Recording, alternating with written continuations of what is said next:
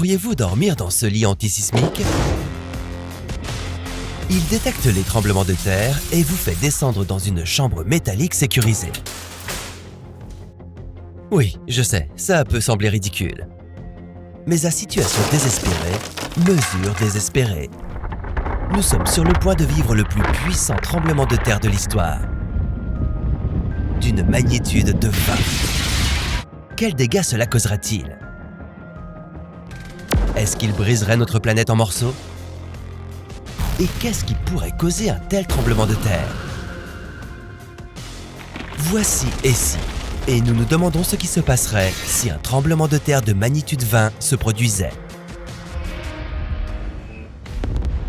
Pour comprendre l'ampleur d'un séisme de magnitude 20, jetons un œil à l'échelle de Richter.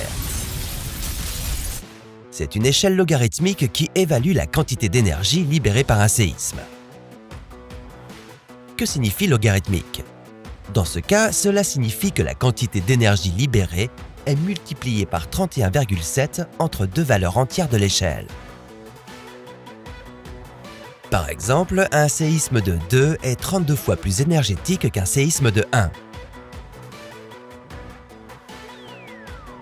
Et un tremblement de terre de 3 est 1000 fois plus puissant qu'un événement de 1.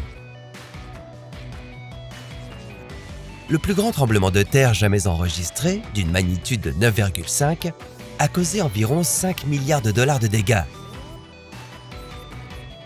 Il a tué 1655 personnes et laissé 2 millions de personnes sans abri. Alors, à quoi faut-il s'attendre avec un séisme de magnitude 20? Lorsque la pression s'accumule suffisamment, elle vaincra la friction et entraînera un déplacement intense et soudain. Cela provoque la vibration que nous connaissons sous le nom de tremblement de terre.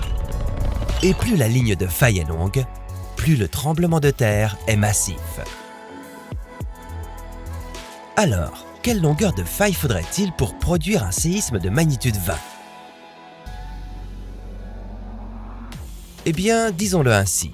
Pour produire un séisme de magnitude 10,5, il faudrait une ligne de faille d'environ 80 000 km. Et comme la circonférence de la Terre n'est que de 40 000 km environ, c'est très peu probable. Tout bien considéré, un séisme de magnitude 20 semble plutôt impossible. Il n'y a donc pas de quoi s'inquiéter.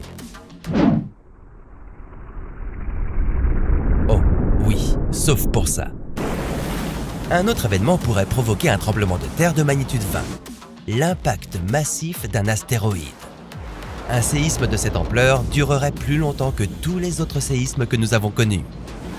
Vous ressentirez la secousse pendant au moins 5 minutes et les répliques se poursuivraient pendant des heures. Des tsunamis et des éruptions volcaniques se produiraient. D'autres séismes seraient probablement déclenchés et le monde entier s'effondrerait, littéralement.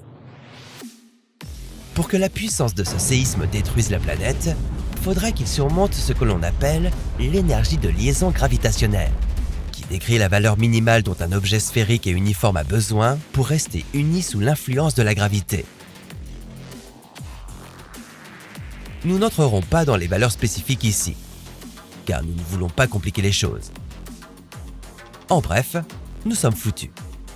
Un séisme de magnitude 20 produirait plus qu'assez d'énergie pour surmonter l'énergie de liaison gravitationnelle et détruire notre planète. Mais la bonne nouvelle est que nous verrions probablement l'astéroïde massif arriver. Et nous aurions le temps de nous préparer aux conséquences. Aurions-nous assez de temps pour quitter la planète avant qu'elle n'explose?